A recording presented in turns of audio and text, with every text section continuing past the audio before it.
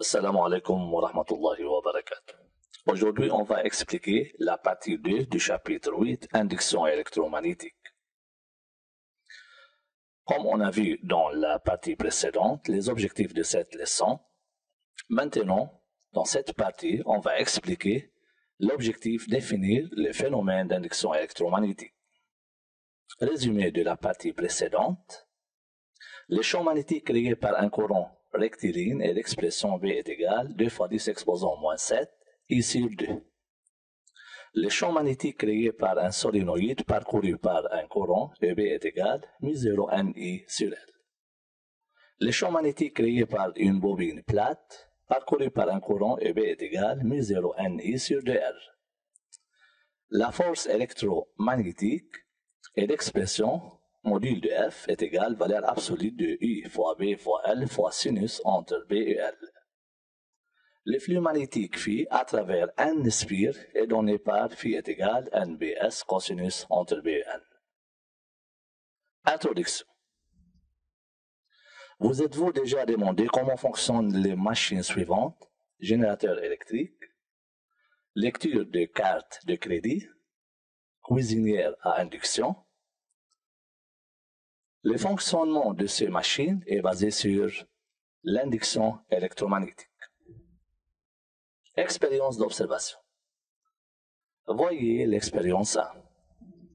Dans cette expérience, on a un solénoïde formé de N spires enroulés relié à un galvanomètre. Un galvanomètre, c'est-à-dire un microampèremètre qui détecte l'ampérage de faible intensité. Et on a un ballon aimanté de deux pôles NES. Lorsque l'aimant se déplace devant le solénoïde, se déplace, s'approche ou s'éloigne, le galvanomètre détecte un courant dans le circuit.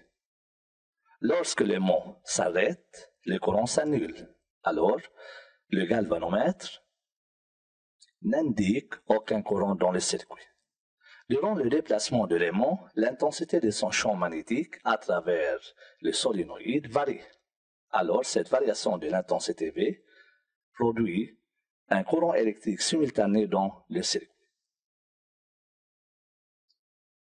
Voyez l'expérience 2.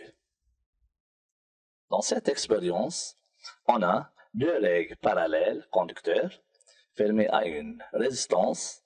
L'ensemble est plongé dans un champ magnétique uniforme B.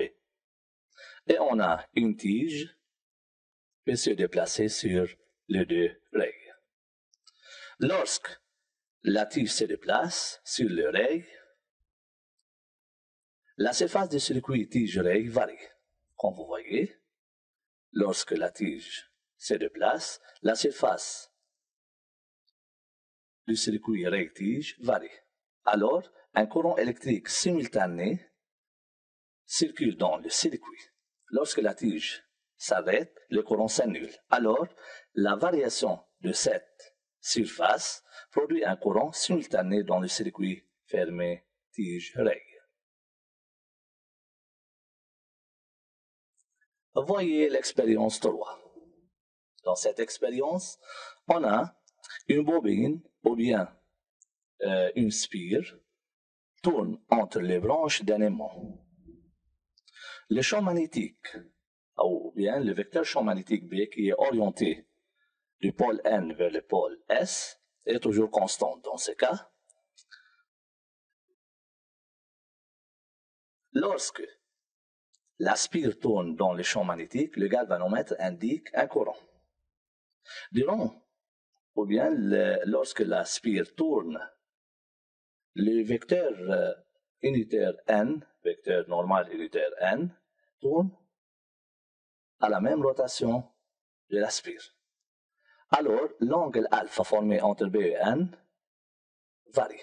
Cette variation de l'angle alpha entre B et N produit un courant simultané dans le circuit fermé de la spire.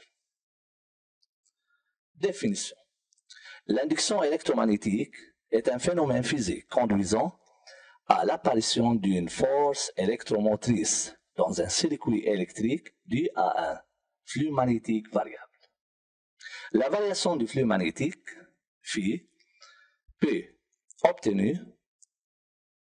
peut obtenir par la variation de l'intensité B, soit par la variation de la surface balayée, soit par la variation de l'angle alpha entre B et N. Variation du flux magnétique B. On a phi est égal NBS cosinus entre B et N. Dans ce cas, N est constante, S est constante et l'angle alpha entre B et N est constante. Le champ magnétique est variable. Voyez-vous, lorsque l'aimant s'approche du solénoïde, le champ magnétique créé par l'aimant à travers le solénoïde augmente. Lorsque l'aimant s'éloigne du solénoïde, le champ magnétique B créé par l'aimant à travers le solénoïde diminue. Comme vous voyez. Alors, la variation du champ magnétique à travers le solénoïde fait varier le flux magnétique traversant le solénoïde. Ou le solénoïde est le siège d'une force électromotrice induite. Dans ce cas, le solénoïde se comporte comme un générateur équivalent. Dans ces phénomènes, le solénoïde est appelé le circuit induit. Et l'aimant est appelé inducteur. En conclusion, pendant le mouvement de déplacement du ballon aimanté, le champ magnétique B varie par rapport à la bobine. L'intensité du champ magnétique varie avec le temps. Le flux magnétique traversant la bobine varie, donc la bobine sera le siège d'une force électromotrice induite E. Et créer un courant électrique induit I dans la bobine, comme vous voyez.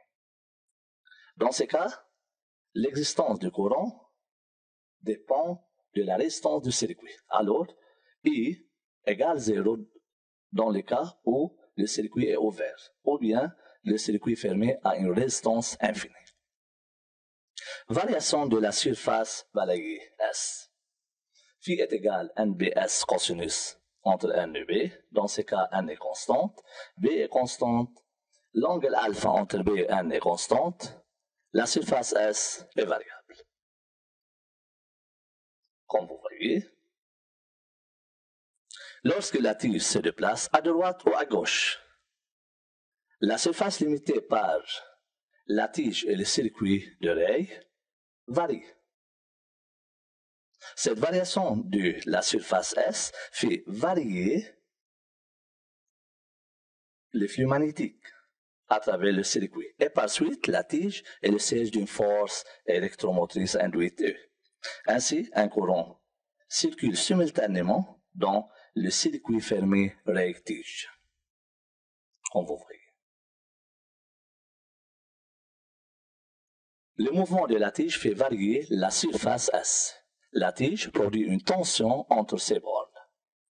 Lorsque la tige se déplace le long du rail, la surface balayée par la tige varie. Ce qui donne une variation du flux magnétique à travers la zone balayée. La tige devient le siège d'une force électromotrice induite E et un courant électrique induit I circule dans le circuit qui est fermé. Variation de l'angle alpha formée par NEB. Phi est égal dans ce cas NBS cosinus NEB, cosinus entre l'angle entre N et B. Dans ce cas, N est constante, B est constante, S est constante, mais l'angle alpha entre B et N varie. Dans ce cas, le vecteur champ magnétique orienté de N vers S est toujours constante. Le vecteur unitaire normal N, qui est toujours perpendiculaire au plan de la spire, tourne à la même rotation de celle de la spire. Alors, l'angle alpha formé entre N et B varie entre 0 et 2 kpi, ce qui donne une variation du flux magnétique à travers la spire, ou bien la bobine. Où la spire est le siège d'une force électromotrice induite. Et comme on a vu, le galvanomètre indique un courant dans les deux sens, dans le circuit. Conclusion, la rotation de la bobine fait varier l'angle alpha entre le champ magnétique uniforme B et le vecteur normal N, alors le flux magnétique traversant la boucle varie. Donc, la boucle devient le siège d'une force électromotrice induite. Par suite, un courant électrique circule si le circuit est fermé. Conclusion générale. La variation du flux magnétique conduit à un phénomène induction électromagnétique. Dans l'induction électromagnétique, il existe toujours une force électromotrice induite E et un courant induit si le circuit est fermé. Alors, I peut être égal à 0 si le circuit est ouvert ou bien fermé à une résistance infinie. Le phénomène d'induction électromagnétique est la production d'une tension électrique dans un circuit due à la variation du flux magnétique dans ce circuit. La variation du flux magnétique dans un circuit produit une force électromotrice induite E, et ainsi un courant électrique induit I si le circuit est fermé. Résumé de cette partie, l'induction électromagnétique est l'induction d'une force électromotrice E dans un conducteur quand il est placé dans un flux magnétique variable. La variation du flux magnétique est obtenue soit par la variation de B, soit par la variation de S, soit par la variation de l'angle alpha formé entre B et N. La variation du flux magnétique dans un circuit produit une force électromotrice induite E et ainsi un courant électrique induit I si le circuit est fermé. C'est la fin de la deuxième partie. Merci pour votre attention.